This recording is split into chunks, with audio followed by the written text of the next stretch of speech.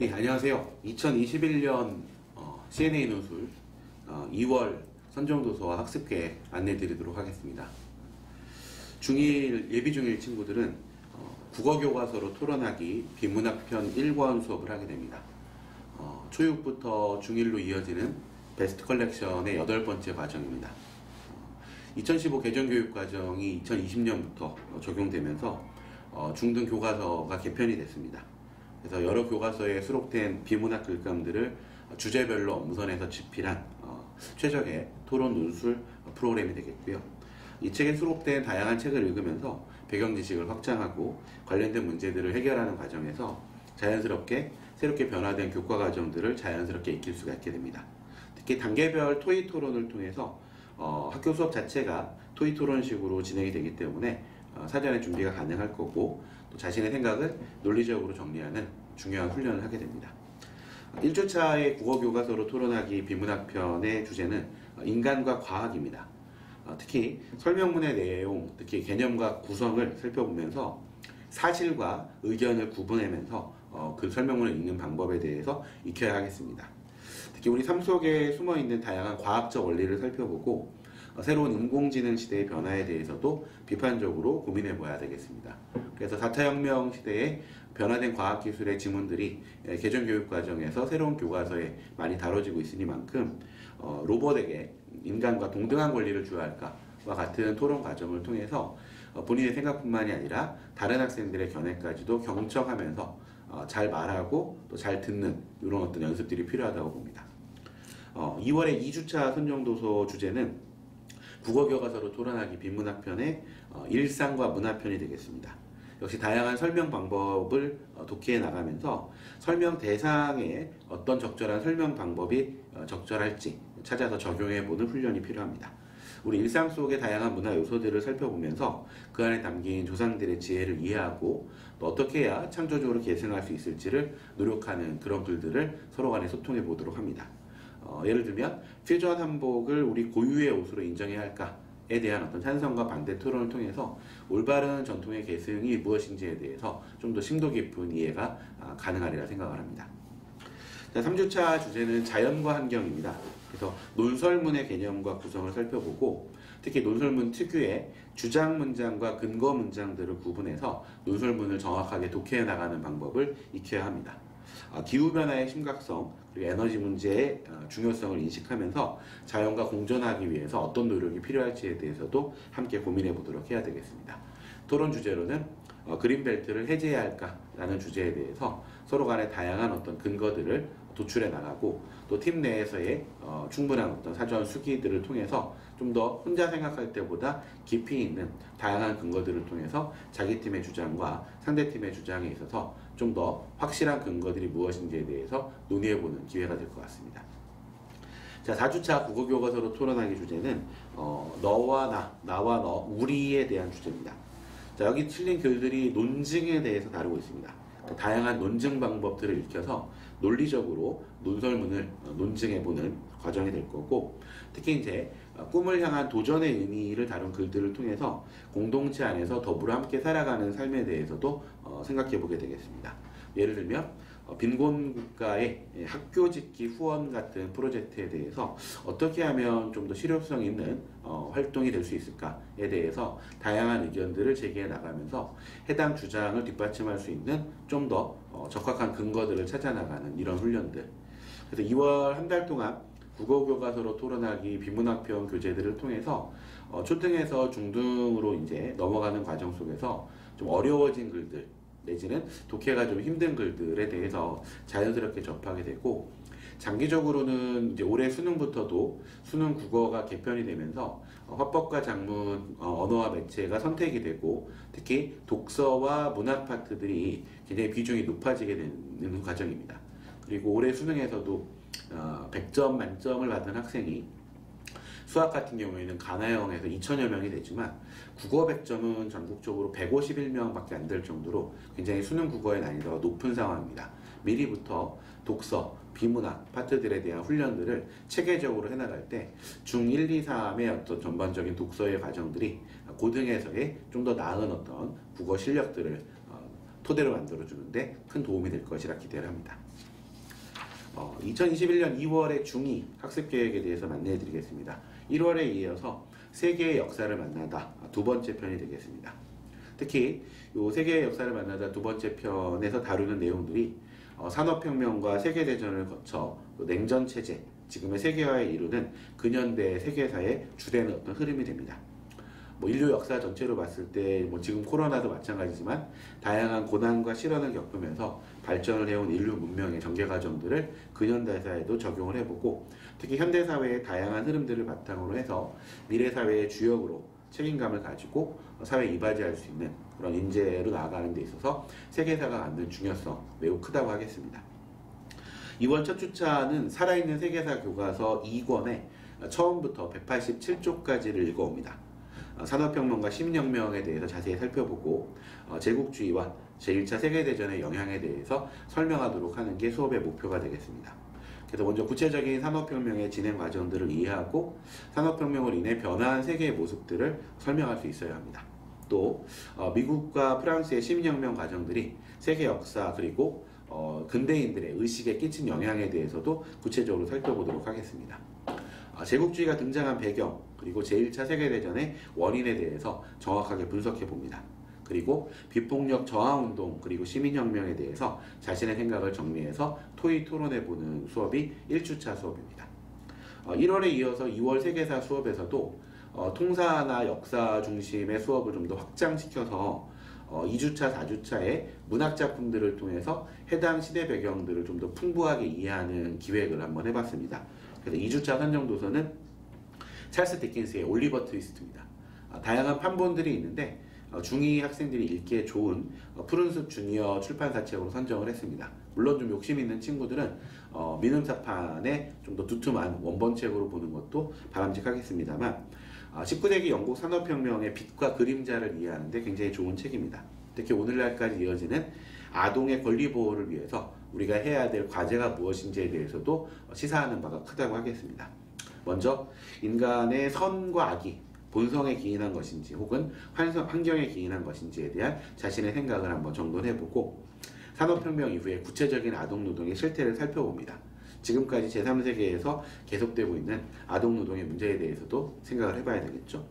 특히 19세기 신빈민구제법과 관련된 이 올리버 트위스트의 이야기들을 지금 21세기의 아동 권리협약을 바탕으로 해서 현재 보육원의 실태라든가 아동 보육과 관련된 다양한 문제점들을 적용해보는 과정들이 좀 필요할 거고, 최근 정의나 미안해까지를 포함해서 사회 안전망이 필요한 아동이나 청소년들을 위해서 어떤 법, 제도, 사회적 과제가 필요할지에 대해서 함께 토의하고 관련 글쓰기까지 이어가 보겠습니다.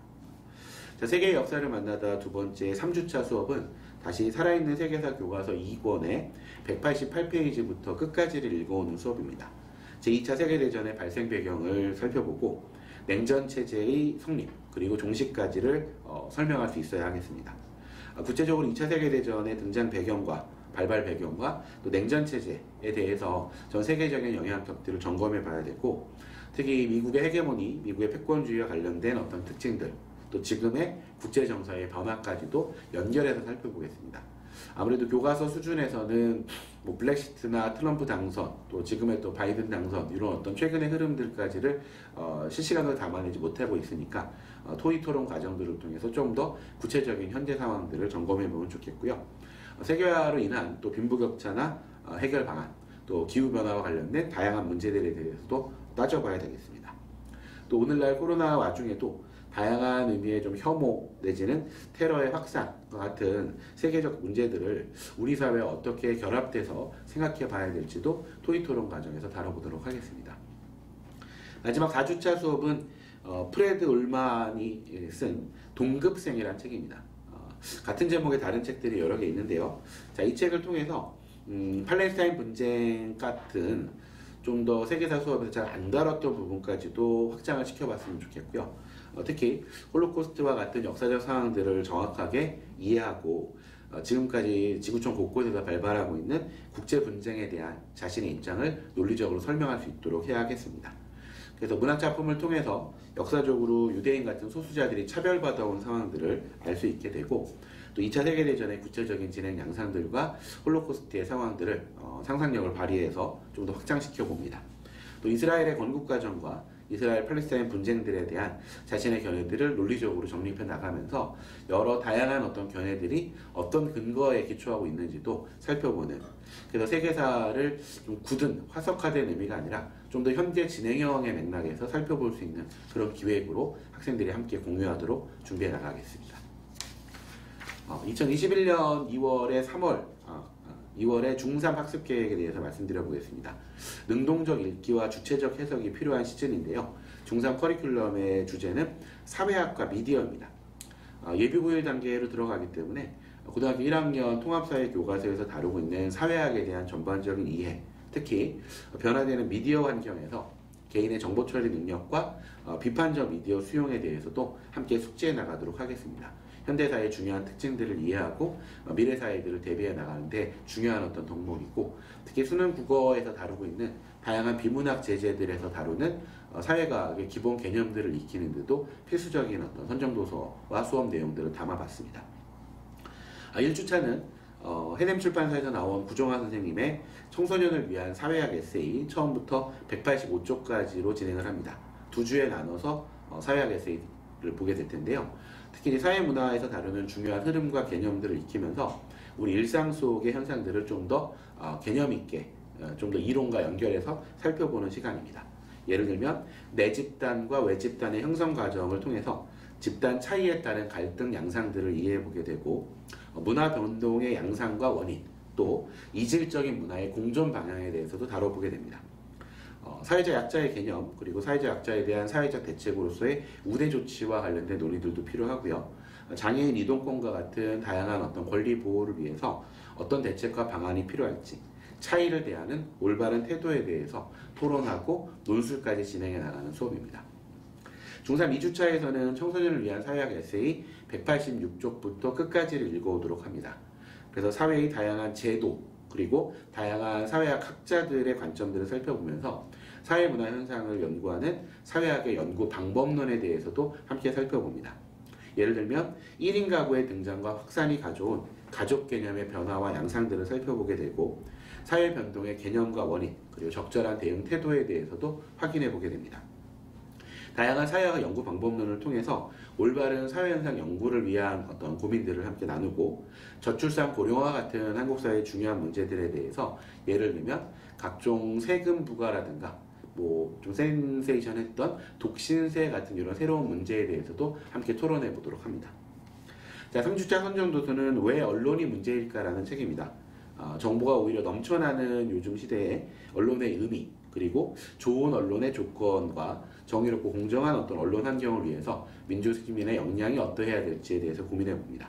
그래서 언론의 기본 개념과 민주사회에서의 언론의 기능과 역할을 따져보고, 특히 권력과 자본의 힘, 영향력이 큰 현대사회에서 올바른 언론인의 자세에 대해서 살펴봅니다. 특히 올바른 뉴스 수용자로서 미디어 리터러시 개념들을 살펴보게 되고요. 뉴스에 대한 제한 조치에 대해서도 토론을 해보도록 하겠습니다. 다양한 뉴미디어까지를 포함한 관점들을 논술해보는 시간이 됩니다. 자, 마지막 4주차는 유명한 책인데요. 최재분 교수님의 포노 사피엔스 책을 선정했습니다. 스마트폰의 등장으로 커다란 변화를 맞이한 현대인의 삶을 살펴보고, 새로운 인류의 유형으로까지 언급되고 있는 포노 사피엔스가 각종 시장과 산업 구조에 끼치는 영향, 미래에 적합한 인재상에 대해서 살펴봅니다. 스마트폰 등장에 어느덧 20여 년이 돼가고 있는데 인류의 삶이 어떻게 변화했는지, 또 포노 사피엔스라고 일컬어지는 이런 신인류가 산업 구조에 어떤 영향을 끼쳤는지, 또 이런 시대에 필요한 인재상과 덕목은 무엇인지, 교육 방식의 변화 방향은 무엇인지도 이야기해 봅니다.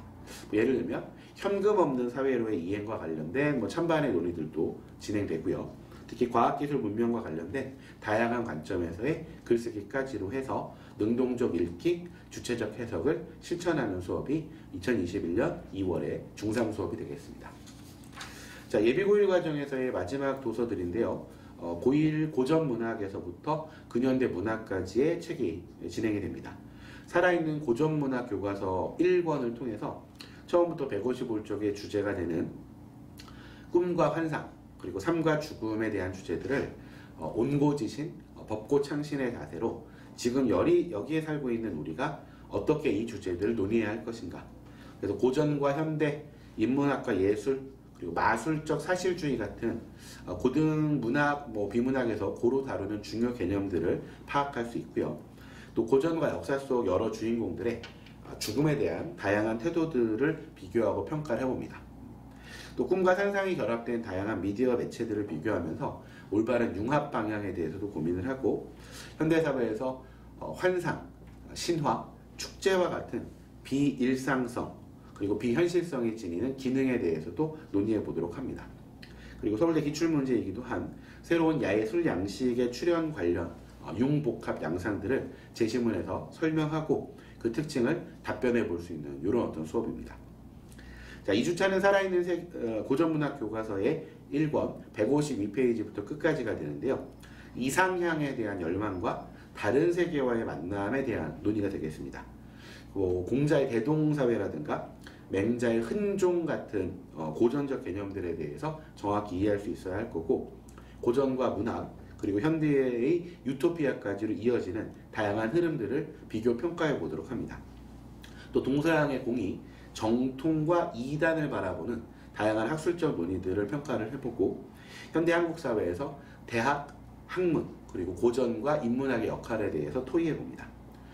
그리고 문화 간의 융합, 혼종과 관련된 제시문의 논지들을 다양한 각도에서 살펴보고 글쓰기까지 진행해 보도록 하겠습니다. 자, 고1 3주차 선정도서는 최만식의 태평천하입니다. 일제강점기 상황들을 구체적으로 살펴보고 윤직원 일가로 대변되는 당대 사람들의 현실 인식들에 대해서 좀 더 구체적으로 접근해 보겠습니다. 특히 문학작품 특유의 풍자 개념들을 좀 살펴보고 일제강점기 속에서 윤직원 영감의 현실인식 태도들을 비판적으로 고찰해 봅니다.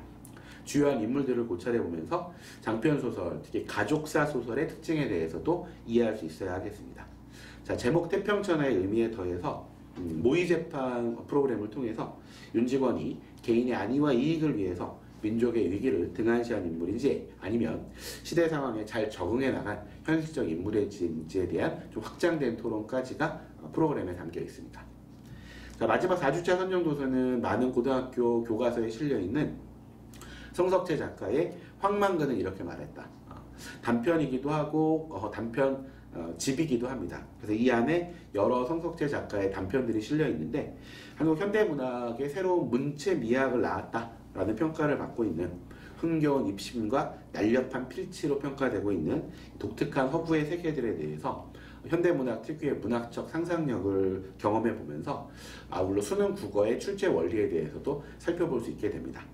특히 문학작품의 풍자기법을 최만식의 태평천하와 비교해 보면서 황만근이라는 인물에 대한 풍자기법들을 살펴보게 될 거고, 손에 일지라도 착하게 살아야 하는지, 착하게 사는 게 손해에 불과한 건지에 대한 토의도 필요하겠습니다.